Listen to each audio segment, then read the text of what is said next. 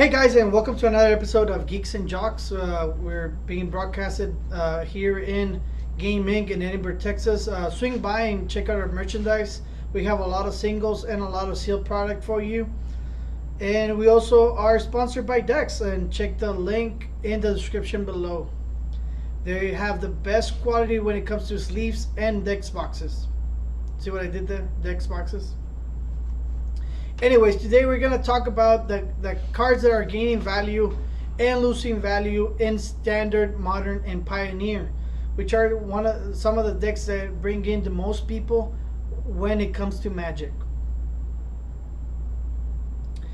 And in spot number one for Standard, from Throne of Eldraine, we have the Great Henge. This card is all the way up to $30, which it probably is because of Commander.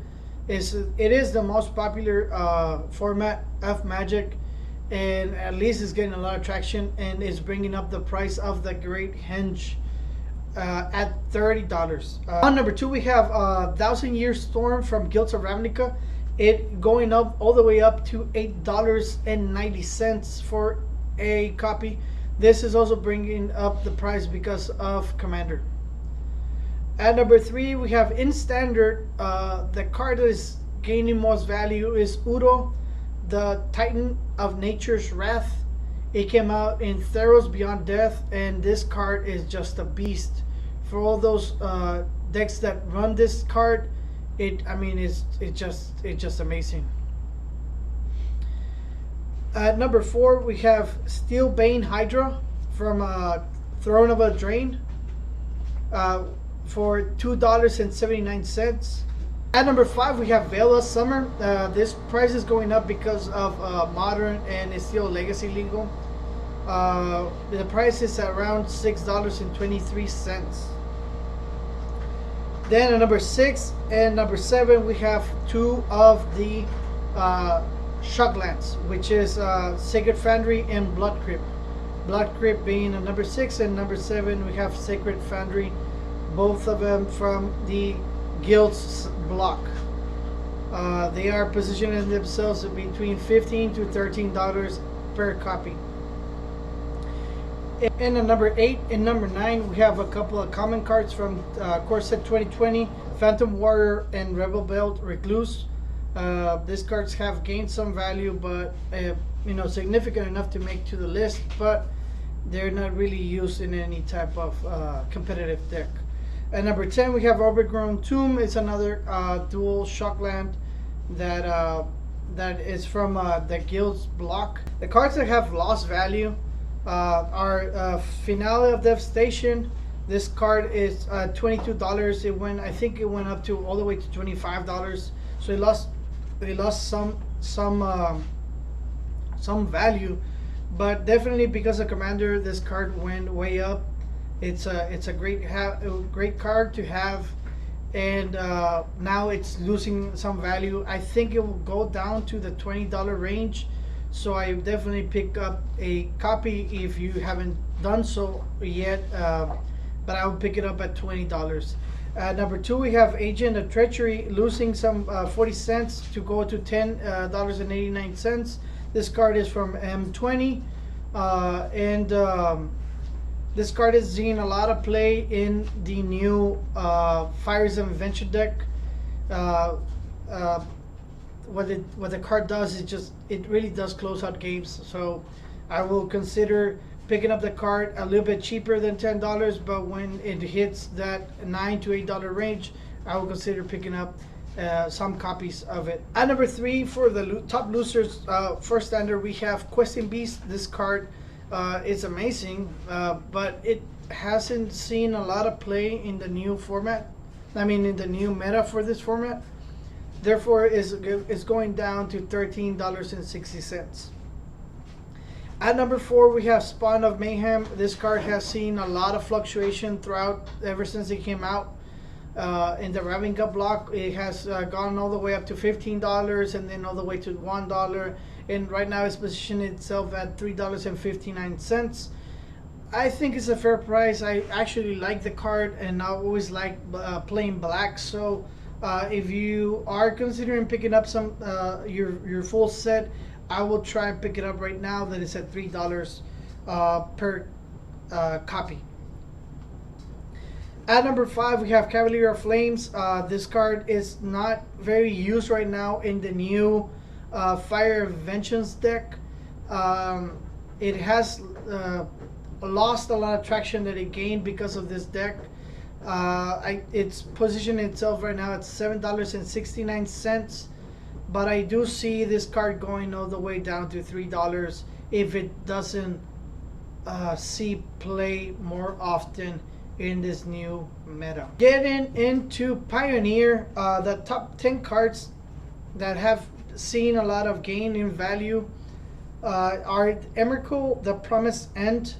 It's $43.49. It's a staple card in Pioneer. If you're looking to play those decks that cheat in big creatures, and this is obviously the go-to if you're gonna cheat in a creature, and obviously that's why it's at $43 until something bigger comes around in the new sets of Magic. We have Primal Amulet from Ixalan. This card is one of those flip cards. This card has gained value that those Ixalan and our Devastation sets have seen a lot of increase in value in their cards. And this is one of the cards that people are looking to pick up. It went all the way up to $12. I don't see it going up that much because Ixalan was printed very heavily, and if I'm not incorrect, I think it came out in Explorers, which was a additional set. So it has another print, even though it was printed in recent years. At number 3, we have Liliana of Dark Realms. It came out in M14. This card its value it's at $12.70. At number 4, we have the Immortal Sun that came out in Rivals of Ixalan, and this card, even though it just came out, it's gaining a lot of value because of Commander, which tends to bring up the value of the cards quite a bit because, like I said, it is a format that people love to play. At number 5, we have Journey to Eternity, which is a flip card that came out in Rivals of Ixalan. Like I said, this card's I do see him gain value, but I don't see anything crazy going on with these cards right now because it was a heavily printed set. But this one is trading right now at $6.54. At number 6, Muldrotha, the Gravetide. This is a Commander staple right now, and this card, I'm pretty sure it came out in Dominaria, and I'm sure it's gonna go up.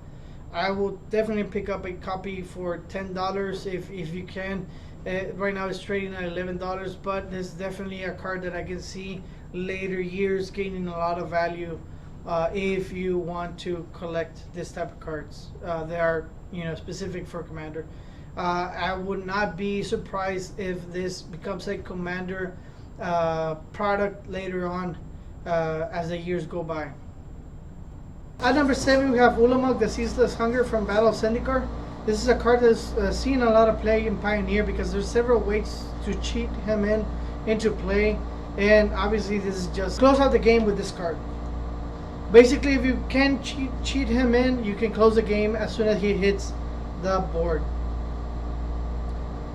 At number 8, we have Clifftop Retreat, which is part of the cycle of lands that came out in Dominaria for $5.77. At number 9, we have Nicol Bolas the Ravager, trading for $26.72. This card came out in M19, and it's seen a fair amount of play in several different Commander decks that like to play with Planeswalkers as well as creatures. And at number 10, all the way from Amonkhet, we have Combat Celebrant, trading for $6.44. And these were the top gainers, the top winners for the week of May 24th. Now let's go to the top losers for this week. We have Rise of the Dark Realms from M14, trading for $24. Number 2, we have Sakama Primal Calamity from Rivals of Ixalan, dropping to $38. This card is obviously a great commander, and I will consider picking up a copy once it hits around $30. I don't think it's going to go further down than that. At number 3, we have Rimas, King of Oreskos from Born of the Gods, and you're looking to pay for a copy $15.74. At number 4, we have Archangel of Thune, dropping to $25 from M14. At number 5, we have Rasatek, the Full-Blooded, for $18.99 from Hour of Devastation. Yeah, this card is looking like it's going to see a lot of play, and people are just picking it up. That it went up in value and is dropping, but I think it's going to go up again. So consider, getting your hands into some copies as soon as possible. So right now we're going to talk about the top winners in Modern, and the first card to gain most value is Greater Good.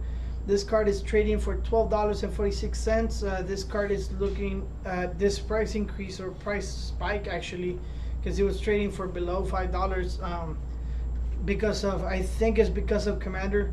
I don't see it used in any type of Modern deck as we speak. So it went up around 26%. I will definitely not ride the spike, and I will wait until it goes down if you want to pick up a copy of this card. At number 2, we have Twincast from 10th edition. It actually went up to $8.51. From M11, we have Fauna Shaman, and this card went up to $11.75. So at number 4, we have Dark Confidant. This comes in the Jund decks, and Lorus is giving a lot of traction to these decks. The card is actually really good as a companion. So a lot of these cards that use Lorus in their decks are gonna see some spikes in the positive direction, and that's what's happening with Dark Confidant. That is trading at $53.49 from Ravnica.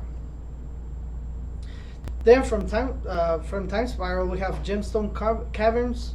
This is a card that is used in Commander quite a bit, and this card is trading for $30.37. Then at number 6, we have from Zendikar, we have Oracle of Mul Daya. It's trading at $37.74. So Oracle of Mul Daya is looking at gaining some value because of Commander as well. It's trading at $37.74 for the Zendikar version of this card, or print of this card.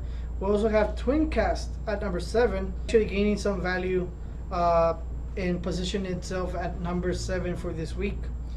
Number 8, from Shadowmoor, Reflecting Pool. It has gained some value, positioned itself at $16.79. Number 9, we have Sacred Foundry, making it one of the dual shock lands that has gained more value overall, because several of its printings are gaining value. And then at number 10, Refusing to Die, Ursa the High Lord Artificer. Ursa decks are seeing somewhat of a play in the Modern format. This is a card that lost a lot of value and lost a lot of playability when Mox Opal was banned in Modern. The deck's still viable. The deck is still pretty solid, so I think Ursa is going to gain more value if more cards that actually have good interactions with this card come out in the new sets. And I think it's at $44.90. I will pick it up if you were thinking about playing this deck in Modern, because I can only see it going up. The top losers for this week on Modern are Verdant Catacombs, dropping $14.90 to $79.98. Is somewhat as low as I've seen them. If you're picking up a set, I would try to pick them up at $75, but I wouldn't pay more than that. Number 2, dropping $5. Crater Hoof Behemoth is trading for $60. Crater Hoof Behemoth, I remember like 2 years ago, was a $14 card, and it hasn't gone down. It has only climbed, unless there's a reprint. That Avicenne print of Critterhood Behemoth is gonna keep on that solid price, unless, like I said, unless there's a reprint. It's not gonna see a lot of decrease more than it's doing right now, because I'm pretty sure that they decreased in value, but it's gonna keep on climbing up. We have number 3 Sliver Legion dropping to 109. The slivers came out. There were a lot of slivers that came out in the Modern Horizons set. Maybe Modern Horizons 2 brings out more slivers.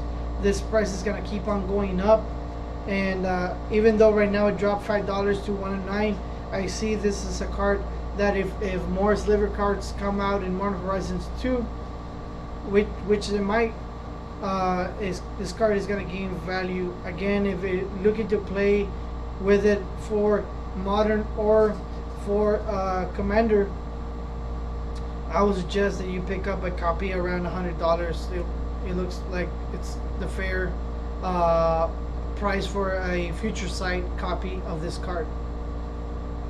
Dropping down to number 4, but actually gaining a lot of value, is Ad Nauseam. Ad Nauseam starts spiking up again. This card is obviously used in the Ad Nauseam deck for Modern, and it was dormant for a while.